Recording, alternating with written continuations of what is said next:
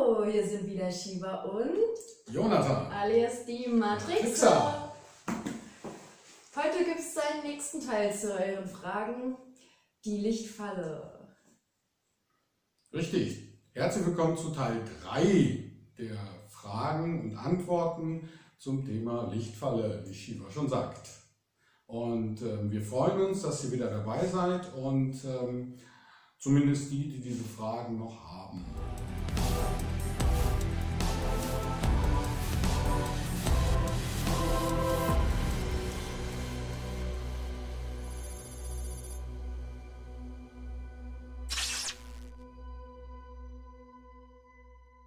Viele haben wir ja schon in unseren Kommentaren beantwortet. Könnt ihr auch nachlesen. Ja. Aber wir machen mal weiter. Wir haben zig Fragen bekommen, also ich würde schon sagen, wie viel waren das so? Hast du das im Überblick? Ja, 50, 60 etwa. Ja, 50, 60 Fragen. Naja, das ist schon eine Menge. Ne? Also dafür, dass es so die ersten Videos sind, zeigt sich da schon ein reges Interesse am Thema Matrix, ob man sie verlässt, wie man sie verlässt und was alles mit der Matrix zusammenhängt. Und wir freuen uns natürlich sehr darüber, dass ihr so offen seid und das auch so gut reflektiert und dem Ganzen kritisch gegenübersteht. Ja? Ganz genau, ja. Und ja, Shiva, wie lautet denn die erste Frage? Also, die nächste Frage. Gibt es eine Möglichkeit, die Illusion zu durchschauen, falls es eine ist? Und können wir hier auf der Erde die Matrix abschalten? Zum Thema Matrix abschalten braucht man halt eine kritische Masse, die man überwinden muss. Auf jeden Fall. Ja, auf jeden Fall eine kritische Masse. Also, dass je mehr Menschen daran glauben, desto stärker wird ja auch, wie soll ich sagen, desto deutlicher werden ja auch die Nebenausgänge, oder? Und ja, und naja, das Energieniveau steigt halt, ne? Ja, das Energieniveau steigt und das Bewusstsein der Menschen steigt irgendwann so weit, dass sie das dann auch durchschauen, das Prinzip, das dualistische Prinzip. Und je erweiterter man im Bewusstsein ist, desto mehr durchschaut man auch die Illusion. Das ist zum ersten Teil der Frage. Das heißt, wenn du in der Dissoziation bist, hast du ja einen erhöhten Zustand und dann kannst du ja die Illusion besser durchschauen. Richtig. Ja, die Dissoziation ist das A und O, was das betrifft und natürlich auch, was die Bewusstseinserweiterung betrifft. Ja, was war noch in der Frage enthalten? Naja, ob man die Erdmatrix abschalten kann, aber das denke ich haben wir jetzt so.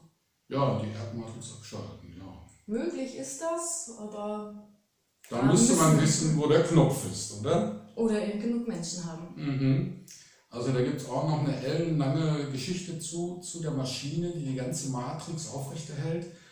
Aber das können wir vielleicht ein andermal erklären. Oder? Genau. Ja. So, dann mal die nächste. Mhm. Können Verstorbene wirklich bewusst wählen, ob sie Präsident oder Mörder werden möchten? Na gut, vielleicht nicht direkt Präsident, denn ich glaube, das würden sie sogar freiwillig nicht wählen, wenn sie gerade Mörder waren. Ja. Denn viele glauben ja noch an das Prinzip von Karma und Schuld und würden dann wohl etwas wählen, um es wieder gut zu machen. Ja, ich denke, der Punkt ist der, wenn man halt die Matrix verlassen will, beziehungsweise wenn man stirbt und dann halt zurückgeht ins Licht, da kann einem schon in einem bestimmten Bewusstseinszustand gezeigt werden, was alles möglich ist auf der Erde, was man alles erreichen kann. Und dort in diesem Zustand kann man auch erkennen, dass es durchaus möglich wäre, sogar Präsident zu werden, was natürlich nicht so einfach ist. Aber innerhalb dieses Zustandes, mit dem man ja auch in die Matrix wieder zurückgelockt werden soll, zeigt schon zig Möglichkeiten auf, die man hat.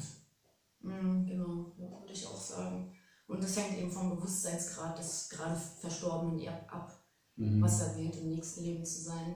Ja, würde ich auch so sehen, ja. Die nächste Frage, gibt es Gott? Das ist ja nun mal eine Definitionsfrage. Der Schöpfergott der Matrix, die Urquelle, gibt es beides. Also kommt darauf an, von welchem Gott hier die Rede ist. Es gibt ja erstmal den biblischen Gott aus dem Alten Testament. Genau. Da sind wir ziemlich sicher, dass das eigentlich ein Alien-Gott war. Das bedeutet, die Menschheit verfügt nicht über eine Schöpfungsgeschichte, sondern nur über eine genetische Schöpfungsgeschichte. Und das repräsentiert die Bibel. Und dann gibt es ja noch die Urquelle. Die Urquelle? Da haben wir uns ja von abgetrennt, aber nicht getrennt im Sinne von, wir haben uns getrennt, sondern ich habe halt gesehen, dass wir da alle sozusagen rausgeflogen sind aus der Urquelle als Lichtpunkte. Und diese Wesen haben dann das Universum erschaffen. Ja, also ja, die Quelle allen Seins gibt es wohl. Ja, man muss sich also vorstellen, die Urquelle, der Urgott könnte man fast sagen. Mhm. Und von diesem Urgott haben sich also Trilliarden von Aspekten gelöst, die halt dann ausgeschwärmt sind in alle Richtungen, und einige davon haben eben das uns bekannte materielle Universum erschaffen. Genau. Kann man das so sagen? Ja. Ja, ne? Ich habe das ja mal gesehen auf meiner interdimensionalen Schule, das war schon sehr abgefahren, wie diese ganze Schöpfung entstanden oder passiert ist. Und ja, es hat sich angefühlt, als würde ich mich daran erinnern, als wäre es gestern gewesen. War schon sehr stark. Ah, klasse. Ja. Die nächste Frage ist, warum gibt es keine Vorwarnung von Gott oder Engeln, nicht ins Licht zu gehen? Willst du dazu antworten? Warum gibt es keine Vorwarnung, Vertrag bei Telekom zu unterschreiben von den Telekom-Leuten? So vielleicht? Man muss ja nun sehen, dass Gott eben nicht bewertet und der uns eben hier spielen lässt auf der Erde, er uns auch hier reingehen lässt, weil wir wollen das hier erfahren, wir wollen hier spielen, wir wollen schauen. Man muss halt bedenken, okay, gut, die Matrix erschaffen haben, die haben vielleicht nicht gelogen, was die Matrix betrifft, als sie uns hierher gelockt haben, aber ganz ehrlich, also sie waren vielleicht ganz ehrlich, aber nicht aufrichtig. Sie haben uns nicht alles gesagt, worauf man sich einlässt. Und genau, die werden uns ja dann auch nicht gerade sagen, hier kommt ihr wieder raus. Ja, also erstmal muss man überlegen, welcher Gott ist denn gemeint?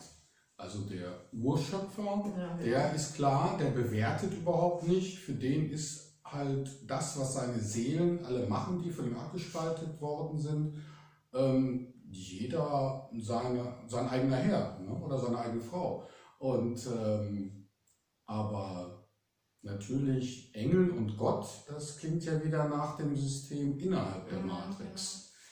Ja, in dem Prinzip würde ich dann schon sagen, dass natürlich die Engel, die ja zu dem dualistischen Matrix-System gehören, natürlich schon das ganze System aufrechterhalten wollen und das natürlich auch unterstützen auf ihre diplomatische Art und Weise. Genau. Es gibt natürlich auch die, die helfen wollen, sonst wüssten wir es ja nicht. Wir haben das ja auch gesehen. Mir zum Beispiel hat es das höhere Selbst gezeigt und das ist Gott. Wir sind ja Teile von Gott, also es wird einem schon gezeigt. Nur es wird einem nicht direkt auf dem Teller präsentiert. Ja, man muss da schon in Zustände gehen und dann bekommt man es schon gezeigt. Also es wird schon gesagt irgendwo auch. Man muss es eben wollen, sehen wollen. Ja, denke ich mal. Sehe ich auch so, ja. Ja, zur nächsten Frage, Shiva. Was gibt es zu sagen über die elektronischen Fallen, die Seelen einfangen? Also wir müssen natürlich daran erinnern, dass Fallen in Anführungsstrichen zu sehen sind. Wir haben uns dazu entschieden, das Fallen zu nennen, die Lichtfalle, um natürlich das ein wenig zu forcieren, um vielleicht erstmal jedem klar zu machen, dass man es auch als Falle sehen kann. Das heißt aber nicht, dass das zu 100% eine Falle ist. Aber das muss jeder selbst beurteilen. Diese elektronischen Lichtfallen zum Beispiel oder ästhetische Fallen bestehen meistens aus wunderschönem Licht, das eine wunderschöne Ausstrahlung besitzt von Liebe, Güte und Gott, oder eben auch auf akustischer Ebene, das natürlich wunderschöne Musik oder wunderschöne Töne und Gesang von sich gibt. Und das zieht natürlich viele neugierige Seelen an. und sind natürlich dann interessiert, mehr zu erfahren. Man kann es als Werbung betrachten. Eigentlich ist es Werbung. Es ist Werbung, ja. Es ist wirklich, diese Lichtfallen sind Werbung, sowas nach dem, hier schaut mal, wie schön das hier ist, wie toll ihr euch hier fühlen könnt, was es für schöne Musik gibt und für schöne Lichter und was weiß ich nicht alles. Es ist eine Werbung. Oder? Es ist Werbung. Ja. Werbung. Warum sehen manche kein Licht, wenn sie sterben? Ja, aus Erfahrung von Verwandten weiß ich, dass es tatsächlich so ist, dass manche einfach kein Licht sehen. Und die denken, nach dem Tod kommt einfach nichts und wir sterben und sind dann Wurmfutter. Aber warum das nun tatsächlich so ist? Ja, ich denke mal, dass die, man kommt auf an, wo die gelandet sind auch. Ne? Wahrscheinlich. Also auf meinen außerkörperlichen Reisen habe ich zum Beispiel sogenannte Voids entdeckt. Das sind wirklich so Bereiche, in die man hineingehen kann, in denen man nichts sieht, nichts hört, nichts wahrnimmt, aber man hört aber seine eigenen Gedanken. Ja, immerhin. Ja. Also das kenne ich schon, die habe ich dann Voids genannt. Ich denke, vielleicht ist da der eine oder andere gelandet, dann vielleicht. Es muss nicht immer das Licht gleich zu sehen sein, würde ich sagen. Ja, ich kenne das gar nicht, ich habe das noch so nicht warum, ich weiß es nicht. Die nächste Frage, kann man zu jedem Zeitpunkt inkarnieren oder immer nur von Geburt an? Je nachdem, also es ist entweder du kannst zur Geburt in den Körper kommen, viel später oder viel später. Das nennt man dann Walk-in. Ja, also Walk-in definiere ich für mich so, dass ein Koma-Patient seinen Körper wem anders anbietet. Also das würde ich als Walk-in bezeichnen. Also aber es gibt auch Möglichkeiten, dass man sogar von einer Inkarnation direkt in die nächste geschleudert wird und da als Erwachsener anfängt. Das habe ich also schon einmal erlebt, beziehungsweise habe ich einmal das gesehen im Laufe meiner Reinkarnation, dass mir das einmal passiert ist. Und manchmal bekommt man dann einfach die Informationen zum Leben, wie man angeblich gelebt hat, einfach als Download dazu. Oder? Ja. Die eigene Vergangenheit bekommt man als Informationsdownload. Du hast sie nicht wirklich gelebt und bist dann, sagen wir mal, mit 40 in den Körper gegangen und denkst, du hast aber schon 40 Jahre gelebt. Ja, und dann wird der ganze Erinnerungspool an Schule, Eltern, Beruf, Ausbildung einfach hochgeladen. Genau. Und dann bist du 40 Jahre alt und du denkst, du hast die 40 Jahre tatsächlich durchlebt. Ja, das ist auch möglich. Also es kommt eben auf die Seelen an, welche Erfahrungen die machen wollen. Manchmal möchten sie den kompletten Geburtsvorgang mitmachen und sehen, wie ist das denn so. Oder die schon lange gelebt haben, machen dann einfach ein Walk-in nach 30 Jahren oder so.